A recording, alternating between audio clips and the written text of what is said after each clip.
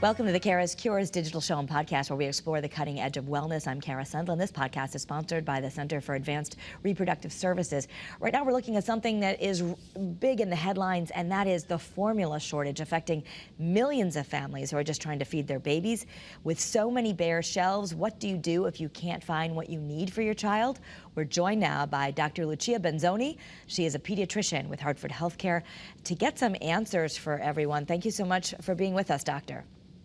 And thank you for having me. You know, here we talk a lot about holistic health on this particular podcast, and we often talk about home remedies. But in this case, people are trying to make home remedies sometimes for formula, and that is not the safe thing to do for your baby. Is that correct? No, it is not safe at all. It doesn't have the right blend of macro and micronutrients, and it can contain some very harmful proteins that could actually cause your infant to have some GI bleeding. And it's very much not recommended. And is that just because babies can't digest food the same way that we do, so we can't really give them at that early age what we would eat? No, the babies do not digest food like we do. They don't have the same digestive capacities, and proteins that we can handle with no problem are very, very rough on an infant's gut, and that roughness can cause the bleeding. In addition, infants don't have the capability to really regulate electrolytes like we do. Their kidneys are not as mature, their livers are not as mature. So if you give them too much salt, for example, salt's a big one, or too little salt, you can cause seizures or even brain swelling. It can be extremely harmful, even fatal, to give an infant the wrong formula or the wrong food. And that's why it's even just so much more terrifying for the parents out there who, I know we're reading articles about parents missing work, driving for hours, looking at bare shelves. You're getting calls in your office. This is, you know, a really tough time. Can you explain also, in case people just don't understand this, why there's such a shortage right now?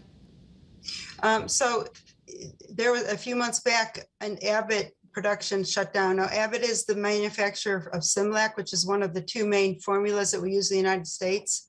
And when it was shut down because there was 2 infants that died, and they died of a organism that's relatively rare. And this led to an investigation to, you know, what was different about these kids. And they looked at the formula, and the formula was contaminated with this bacteria. There were a total of 4 infants that got ill with this bacteria, but not only, but 2 died. 2 infants died from taking a formula that we trusted would actually give them life, actually did not. And so this is, you know, so serious that parents, we really need to get this out as a public service announcement, that they can't just wing it. What do you do if you need formula and you have to get some for your baby? Because it's, you know, you don't, that's what we'll get into why you can't just breastfeed. I know a lot of people are saying, oh, why don't they just breastfeed? That's a whole nother thing. But what should you do right now if you're out of formula and you need some?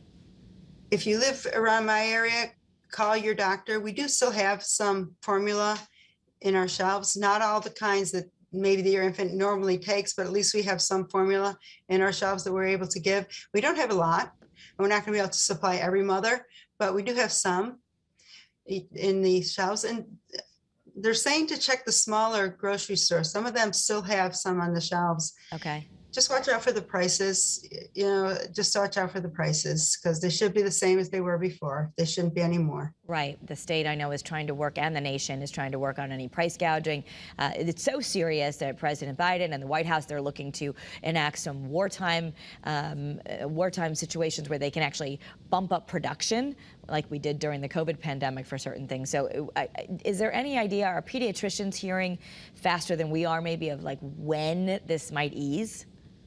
It's a complex issue. It's not just the issue of the plant shutting down. We also have all the supply chain issues that everybody else is having, and the delay in getting supplies to where they need to go. So it's not just a plant shut down and we can't produce anything. It's also a matter of having the raw elements get to those plants.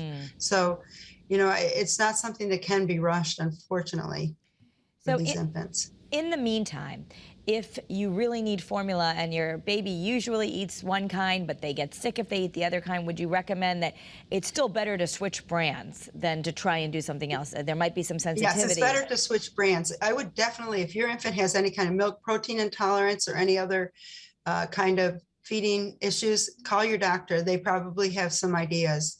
We do see on Facebook, there's a lot of groups springing up on Facebook and other social medias where moms are sharing formula that they may have at home.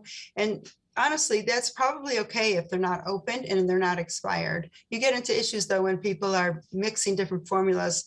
For example, some of the hypoallergenic formulas, if they're mixed with the regular formulas and you give it to an infant with milk protein intolerance, which is a relatively common condition, then we are running into infants that are going to have big issues with digestion.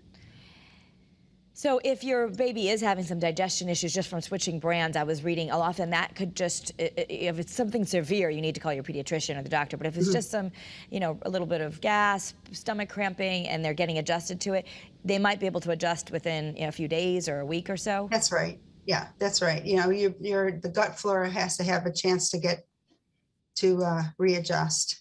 And if you have a serious allergy or something where you really need the specialized formula, you can actually get that for free, and those parents are being provided for in a different way?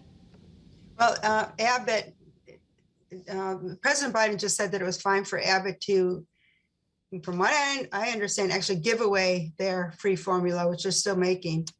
The super specialized ones, the ones for premature babies, the ones with infants that can't digest any proteins at all. There's some formulas that are so simplified, they're down to amino acids. Okay. For infants. Okay, and so we got to hope that especially those babies in the NICU can have something. Can you address a lot of articles have been, and even on social media, like, oh, well, this is why moms should breastfeed, or why don't they just breastfeed, or breastfeed more? Can you address that? Oh, those are people that have never really breastfed, probably. Breastfeeding is not that simple of a thing. Yes, it's a natural process. It doesn't always come naturally, and a lot of moms really, really, really struggle with breastfeeding. We often use formula as a way to supplement until their breastfeeding is up to par. So it's not just so simple as, oh, just breastfeed. It just, a lot of moms don't have the milk making capacity to totally sustain all the calories that their infant needs. But we do encourage breastfeeding. Obviously that's best, but it's not possible for every mom.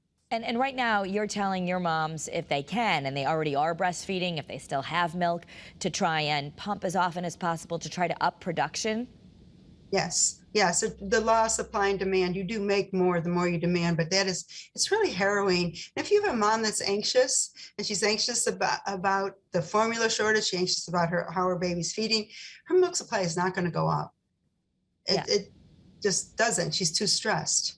And that's a big part of it, right? So we need to work on, and we can understand the stress, because there's nothing more biological and primal to be like, I need to take care of my baby, and parents are stressed about that. But right, in this past 2 years in the United States, it's just been extremely stressful in the world. So we're adding this formula shortage on top of, fears about COVID and fears about their children going to school, about wearing a mask, about not wearing a mask, about vaccinations. I mean, it does all come in to play with anxiety. Yeah.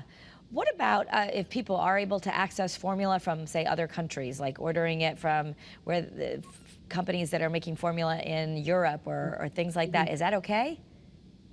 The American Academy of Pediatrics has always said it's not okay, but I think desperate times calls for desperate measures. And if you can get formula that's being used in Germany, if you can get it, I would say you need to do what you need to do to help your child survive. Right, right. As far as, I want you to address this also, because I've seen articles and stuff going on that some women who have stopped breastfeeding may now try and relactate. Is that even possible? Yeah, I guess it's probably possible. I don't think it's going to be highly successful. I could be proven wrong, but it's not a very practical solution. That's especially if you have a child who really is consuming a lot right now, and especially if you have. There's other questions about, they might be able to access toddler formula, and people might say, okay, well, at least it's toddler formula. Is that okay? Not for the very young infants, absolutely not. If your infant is 11 months old, that's absolutely fine, but not for a 4-month-old, not for a 6-month-old, and definitely not for a 2-week-old. So at this point, I know some of the offices have some samples, and you've been helping your patients with that. But if people are hearing this, there is no silver bullet. But what can you say to worried parents right now? Hang on, it'll get better. I promise. Just try to survive right now with your infant and reach out to your doctor, because pediatricians innately want to help, and they will do anything they can to help you with your baby. The nutrition is important. It's important for brain development. It's obviously important for growth, but it's also vital, like breathing. You got to eat. And now, should you ration? I mean, if your baby used to feed on demand, should you be trying to ration how much formula you're giving if you're running out? I guess if your infant was obese, but no, that was a joke. I'm kidding. No, don't ration. Yeah, and I've also heard of people saying, oh, let me add a little more water. I'll try and thin it out and make it last longer. And that would affect the nutritional profile also, right? Absolutely. That's what I was talking about before. You can dilute the electrolytes in your bloodstream, and it can lead to big problems. Okay, so not even that they're not getting enough calories, but just the whole water balance could cause a big problem. Yes. What are some signs to look for that your child is in trouble and that you really need to call the doctor or go to the ER? Signs of dehydration would include no urination within 8 hours. You want one urination about every 8 hours. A dry, tacky mouth. An infant crying without tears. For a newborn, they become very, very lethargic and hypotonic, or they lose their muscle tone. They just are not responsive. So decreased responsiveness. The obvious one is urine out, because that's something the parents can actually measure and see. Another sign of an infant getting dehydrated is crying without tears. Okay, so sad. When they come to us, the sign would be weight loss and would be increased heart rate. Okay, so all very serious measures. It's not like adults where we can maybe just skip a meal or do whatever. We're talking about babies here, and I know you and many doctors are very concerned that this is something that, here in the United States of America, most people thought they'd never have to worry about.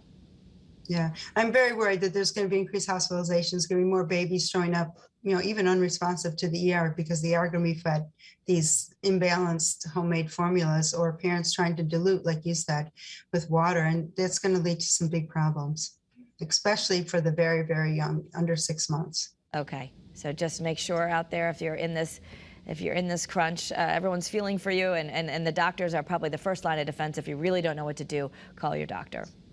Mm-hmm. Right, yes, I agree. Call us. We may have heard of a parent that has 3 or 4 unopened cans at home, and they want to give them away. I had a mom call the other day and offered to give back a formula that she had not yet opened, that we had given her, a formula called Neocate, which is a very specialized formula. And we did take those back, which we normally wouldn't do, but we did. But they weren't opened. Right. And, let me ask you one more question. There's also Facebook moms who are blessed enough that they have ample breast milk, or they've got a lot in the freezer, and they're saying, I'll give you my breast milk. Or maybe your friend is willing to help share breast milk with you. Is that okay? In the neonatal intensive care unit, we do have breast milk banks, and there are commercial services that sell human breast milk. It's extremely expensive. As far as friends passing it between babies, we really don't recommend that.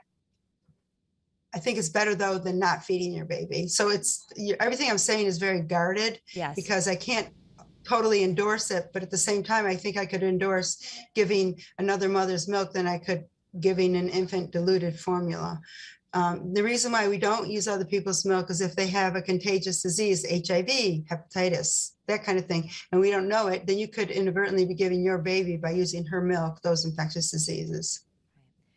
Yeah, very, very troubling times for parents who already have been so stressed. So we will continue to report on this issue, and hopefully it gets better very quickly. So Dr. Lucia Benzoni, thank you so much for being with us and for sharing this important message. You're welcome. Thank you for having me, Kara. Thank you. And you're watching CURES Cures. I share this content on social media. You can follow me there at Kara Sundlin, or listen on the CURES Cures podcast. Definitely an important episode today, so be sure to share it with the parents that you know out there to give them the best information. Have a great day, everyone, and be well.